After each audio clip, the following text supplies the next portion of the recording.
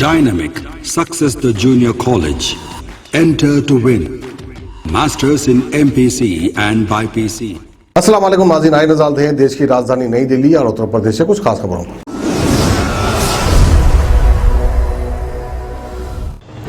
राजधानी में कोरोना की दूसरी लहर पूरी तरह काबू में है, लेकिन अब आने वाली तीसरी लहर का खतरा भी बढ़ गया है। स्पेशलिस्ट का कहना है कि जिस हिसाब से महाराष्ट्र में संक्रमण के नए मामलों में फिर से बढ़ने लगे हैं, इसको देखते हुए दिल्ली में अगस्त में ही कोरोना की तीसरी लहर आने की आशंका है। इसकी बड़ी वजह देश में फैल रहा डेल्टा प्लस वेरिएंट भी माना जा रहा है। आपको बता दें कि दूसरे राज्यों में मिल रहे कोविड के डेल्टा प्लस वेरिएंट ने चिंता बढ़ा दी है। इस वेरिएंट को केंद्र सरकार ने चिंताजनक स्वरूप के रूप में एक टैग भी दे दिया है। इसके सबसे ज्यादा मामले महाराष्ट्र में आ रहे हैं। जिस हिसाब से वहाँ मामले बढ़ रहे हैं, उससे तीसरी लहर की आशंका जताई जा रही है, क्योंकि इससे पहले आ चुकी दोनों लहर के दौरान भी पहले महाराष्ट्र में मामले बढ़े थे, फिर दिल्ली में भी इसका असर दिखने लगा था। इस पर डॉक्टर कमलजीत सिंह का कहना है कि जब भी महाराष्ट्र में कोरोना के मामले बढ़ते हैं, उसका कुछ समय बाद दिल्ली पर भी असर दिखने को मिलता है, क्योंकि दिल्ली में कई लोग रोजाना बाहर से आते हैं। इसलिए इस बात की पूरी आशंका है कि जुलाई के आखिरी अगस्त तक यहाँ तीसरी लहर आ सकती है। हालांकि बताया जा रहा है कि ये उतनी ज्यादा घातक नहीं होगी जैसी दूसरी थी। तो वहीं डॉक्टर अमरिंदर के मुताबिक इस टाइम बाजारों और पब्लिक प्लेसों पर काफी ज्यादा भीड़ देखने को मिलती है, जहां लोग कोविड प्रोटोकॉल का बिल्कुल भी पालन नहीं कर रहे हैं, और इस लापरवाही की वजह से ही संक्रमण का फैलना दोबारा शुरू हो सकता है। शाहदरा जिला पुलिस ने एक इंटरनेशनल फर्जी कॉल सेंटर का खुलासा किया है। कॉल सेंटर के जरिए यूएसए में रहने वाले अमेज़न के हजारों कस्टमर से ठगी की जा रही थी। कस्टमर्स को अमेज़न से जुड़े सवालों का जवाब देने के नाम पर ठगी की जा रही थी। पुलिस ने फर्जी सेंटर से जुड़ी 12 लड़कियों के साथ 84 लोगों को गिरफ्तार किया है, जिसमें 6 मुख्य आरोपी हैं।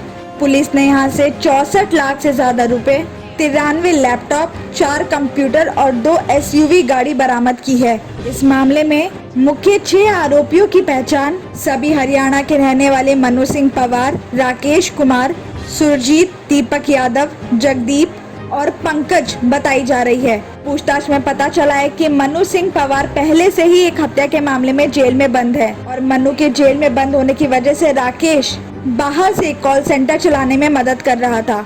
बताया जा रहा है कि कॉल सेंटर से अमेज़न कस्टमर्स के मोबाइल नंबर पर एक अट्रैक्टिव मैसेज भेजे जाते थे, जिसमें कहा जाता था कि उनके अमेज़न अकाउंट में लगभग $1000 जमा किए गए हैं। इस मैसेज के आने के बाद कस्टमर क्रेडिट की गई राशि के बारे में ज्यादा जानने के लिए वापस कॉल करते थे। इन कस्टमर्स के कॉल आने पर कॉल सेंटर एजेंट उन्हें ये कहकर डराते थे कि उनका ये नंबर हैक कर लिया गया है और इसे सिर्फ अमेज़न स्टोर से गिफ्ट वाउचर खरीदने और उनके साथ शेयर करने पर ही ठीक किया जा सकता है। और इस डर की वजह से कस्टमर्स $99 का गिफ्ट वाउचर खरीदते थे, उनके साथ डिटेल शेयर करते थे, जो इन फर्जी कॉल चलाने वाले मुख्य आरोपियों के अकाउंट्स में जाते थे।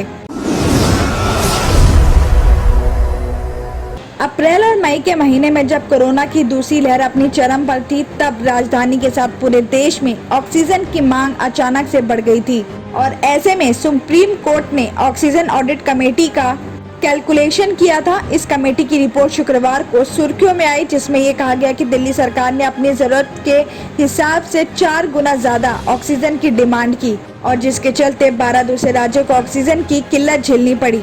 तो वहीं इस रिपोर्ट के सामने आने के बाद बीजेपी और कांग्रेस ने दिल्ली सरकार पर निशाना साधना शुरू कर दिया। लेकिन आज इस मामले पर ऑडिट कमेटी के अध्यक्ष और एम्स के निदेशक डॉक्टर रणदीप गुलेरिया ने कहा कि मुझे नहीं लगता कि ऐसा कह सकते हैं कि दिल्ली ने अपनी ऑक्सीजन डिमांड 4 गुना बढ़ाकर बताई है। तो वहीं केजरीवाल सरकार ने इसका खंडन करते हुए कहा है कि ऐसी कोई रिपोर्ट है ही नहीं, और इस मामले में दिल्ली के कोरोना की दूसरी लहर के टाइम कई हॉस्पिटल्स और यहां तक कि पेशेंट्स के घर वाले भी ऑक्सीजन की मांग को लेकर कोर्ट तक जा पहुंचे थे। देश की पहली रैपिड रेल अप्रैल 2022 तक गाजियाबाद पहुंच जाएगी। 3 से 6 महीने तक रैपिड रेल ट्रांजिट सिस्टम यानी RRTS कॉरिडोर पर ट्रायल होगा।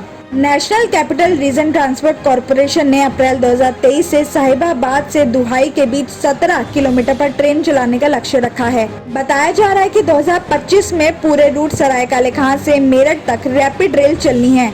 एनसीआरटीसी ने गुजरात के सावली प्लांट में तैयार कर रही बोम्बार्डियर ट्रांसपोर्टेशन इंडिया लिमिटेड से 1 साल पहले रेल मांगी है और कंपनी ने देने की परमिशन भी दे दी है। कंपनी की तरफ से कहा गया है कि वो अगले साल अप्रैल तक हर हाल में पहली रैपिड रेल तैयार करके दे देगी और कोशिश रहेगी इससे पहले ही 1-2 महीने तैयार करके ट्रेन दे दें और उसके बाद रेल ट्रैक सिग्नल और ऑपरेशन कंट्रोल रूम के जरिए ट्रेनों का नियमित रूप से संचालन करने की दिशा में टेस्टिंग किया जाएगा। कहा जा रहा है कि अप्रैल 2023 में लोगों के लिए रैपिड रेल चलना शुरू हो जाएगी। वहीं कॉरिडोर पर काम कर रहे इंजीनियर्स की टीम ने इस बात की सजेशन दिया है कि ट्रायल के लिए कम से कम 1 साल पहला का टाइम मिलना चाहिए, जिसके बाद इंडस्ट्रियल कंपनी से 1 साल पहले ये ट्रेन मांग ली गई है।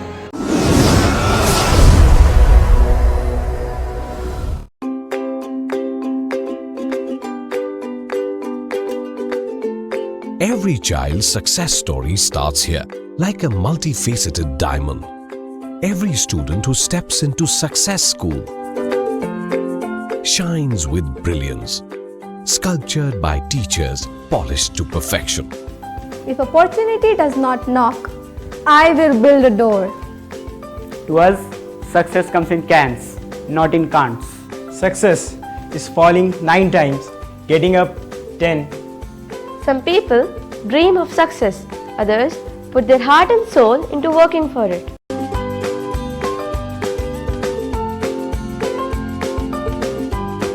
Success, finding oneself.